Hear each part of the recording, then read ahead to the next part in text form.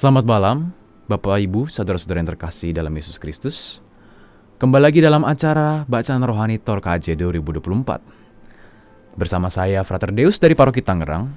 Dan hari ini, saya akan membawakan sebuah buku yang berjudul The Evil, yang jahat dalam manusia, karangan Adolf Eucken SJ, dan diterbitkan oleh Yayasan Citra Loka Caraka.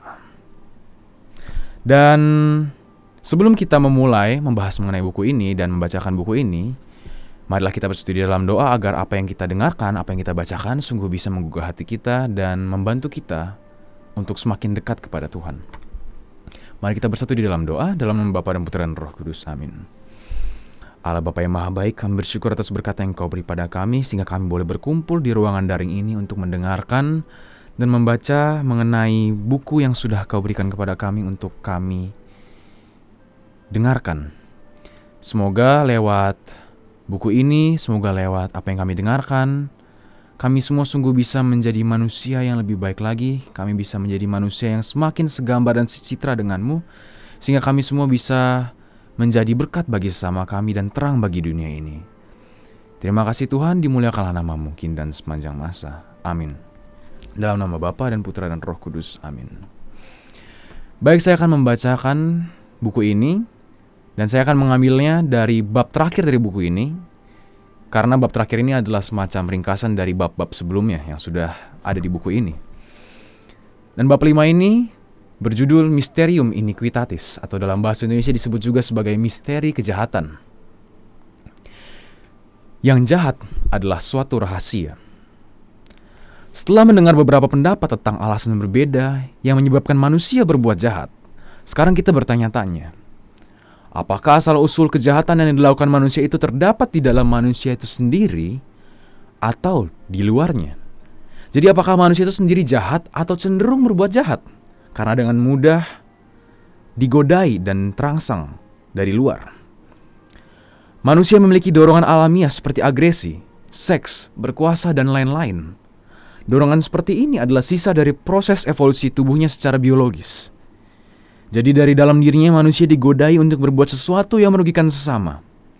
Bila semangatnya dibakar oleh penghasut yang pandai, ribuan orang dengan mudah terbawa arus. Inilah sisa dari masa orang yang hidup dalam kawanan yang selalu beraksi dan bereaksi dengan kompak, seperti ideologi, politik, antara lain fasisme, komunisme, keagamaan, syariat yang dipaksakan, dan nasionalisme yang ekstrim. Seperti yang kita tahu Jepang pada sebelum tahun 1945. Mengubah orang biasa menjadi penyiksa-penyiksa yang sadis dan algojo terhadap sesama yang tak bersalah. Sejarah segala bangsa penuh dengan hasutan yang menyebabkan orang berbagaikan binatang yang buas. Yang jahat merupakan realitas mengerikan yang kadang memperbudak orang sehingga hampir tidak dapat bertindak baik lagi.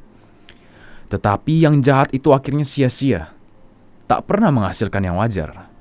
Tidak bisa dibenarkan dengan alasan apapun yang hanya slogan dan dusta, karena setan itu bapa segala dusta. Dengan menekuni berbagai ilmu dan agama, yang jahat akhirnya diliputi kegelapan yang tidak dapat ditembus akal budi kita lagi. Rahasia ini merupakan beban psikis bagi orang, khususnya yang menjadi korban dari kejahatan itu sendiri. Misteri kejahatan ini nyata tetapi tak terselami, karena seluruh ciptaan, atau mungkin kalau seluruh ciptaan dipandang, timbul pikiran bahwa setiap tahap perkembangan dari segala ciptaan itu gagal. Sebagian malaikat memberontak karena iri dan sombong dengan menjadi iblis. Mereka menggoda pasangan manusia pertama, sehingga tidak percaya pada kebaikan Sang Pencipta, dan wajarnya larangan. Mereka berdosa dan akibatnya dirasa sampai kini. Lalu Yahweh memilih Abraham dan keturunannya, yaitu Bani Israel yang dibimbingnya dengan perantaran para nabi. Namun pada saat Al-Masih yang sejak lama diharapkan datang, mereka menolaknya atas nama hukum Allah. Dengan membina sekelompok murid, Yesus mendirikan gerejanya dan mendoakan supaya bersatu. Namun sejak angkatan pertama umatnya berselisih dan pecah. Mengapa demikian? Tentu ada yang tidak beres, tetapi apakah itu dan mengapa? Lalu mengapa Allah menjanjikan dan mengizinkan yang jahat? Dalam arti dan batas tertentu, Allah ikut bertanggung jawab dan atas adanya yang jahat dalam ciptaannya. Sebelum segala ciptaan, Allah sudah mengetahui bahwa malaikat tertentu akan menolaknya menjadi setan dan bahwa mereka akan menggoda manusia pertama sehingga mengalah. Dan manusia dari awal dalam lingkungan kecil, keluarga, desa, kantor, bahkan biara, maupun dunia luas, mengalah pada berbagai dorongan gelap. Segala godaan itu, seperti kesempatan korupsi, gampang menipu orang sederhana, merayu dengan lihai, dan berbagai macam yang lain, tak lain daripada insinuasi setan atau godaan yang timbul dari hati manusia itu sendiri. Maka timbul pertanyaan, apakah di samping Allah dan manusia terdapat pelaku ketiga dalam sejarah keselamatan? Dan mengapa Allah membiarkan yang jahat? Manakah perannya? Apakah alasannya? Kita tidak tahu. Jawabannya adalah itu, kita tidak pernah tahu. Seperti Santo Paulus pernah menulis, betapa dalam kebijaksanaan dan pengetahuan Allah, betapa mustahil menyelami alasan-alasannya atau mengerti caranya. Barang siapakah sanggup membaca pikiran Tuhan? Sebagai orang beriman, kita mengetahui bahwa hidup dan wafat Kristus mematahkan belenggu dosa dan kuasa setan. Setan itu kuat, tetapi Kristus lebih kuat. Permusuhan setan mencapai puncaknya waktu pasio Yesus atau sengsara Yesus. Tetapi pada saat itu juga setan kalah. Permusuhan setan diteruskan dalam sejarah gereja sampai akhir zaman. Seperti yang kita lihat juga di Wahyu 20 ayat 8 dan 10. Di mana-mana terdapat orang yang menolak salib, diperlihatkan kepada mereka. Misal di atas menara gereja, di ruang-ruang kelas sekolah Kristen, sebagai hiasan kalung di leher wanita Kristen, atau dalam lukisan di museum umum.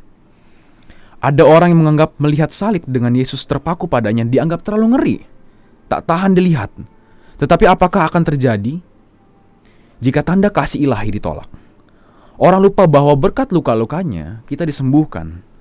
Percaya akan Yesus manusia dan Allah Putra berarti percaya bahwa kasih masih terdapat di dunia yang tidak mengenal ampun ini. Dan kasih ini lebih kuat daripada kebencian dan kejahatan. Dengan rahmat yang kita peroleh dari Kristus, kita sanggup bertahan terhadap segala godaan dan bujukan setan. Sayang, banyak orang tidak menentang setan, antara lain karena tidak pernah mendengar tentang Kristus atau karena tidak beriman padanya. Mereka memilih yang tampaknya bermanfaat dan menguntungkan. Maka Kristus dan rahmatnya harus diwartakan supaya semakin banyak orang percaya kepadanya dan berkat rahmatnya berpegang kuat pada ajarannya. Lalu, yang jahat itu kekuasaan gelap ataukah setan? Sudah diuraikan di atas bahwa setiap orang mewarisi dorongan alamiah, warisan dari masa evolusi biologisnya. Mengalah pada dorongan buta ini menimbulkan kejahatan dan sengsara luar biasa.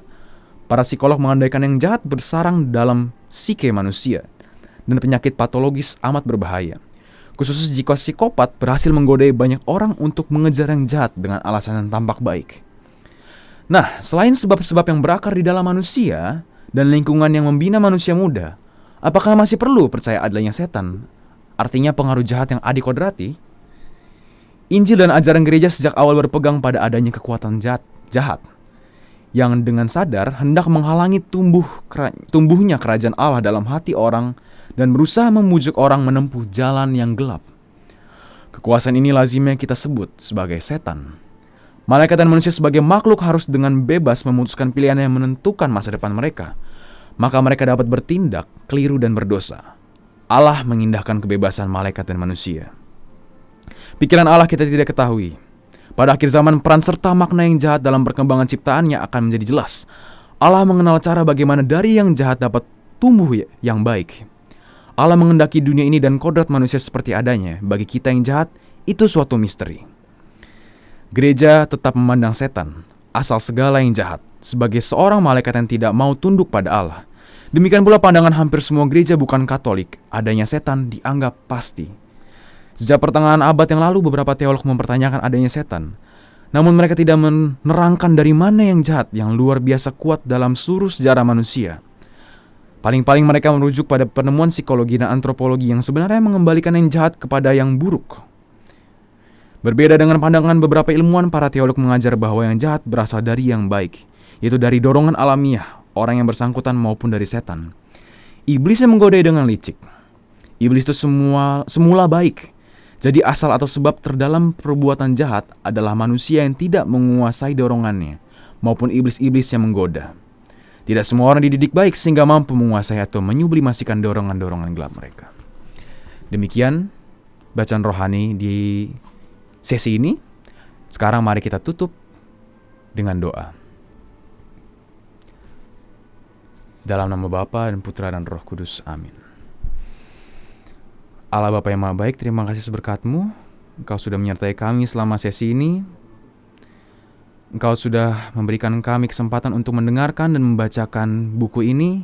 Semoga lewat apa yang sudah kami dengar dari buku ini, kami sungguh Kau sadarkan dan kami sungguh Kau cerahkan, sehingga kami bisa semakin menjadi orang-orang yang lebih baik lagi. Kami bisa menghilangkan godaan-godaan dalam diri kami dan memilih selalu yang baik dan tidak mengikuti kekuasaan yang gelap lagi.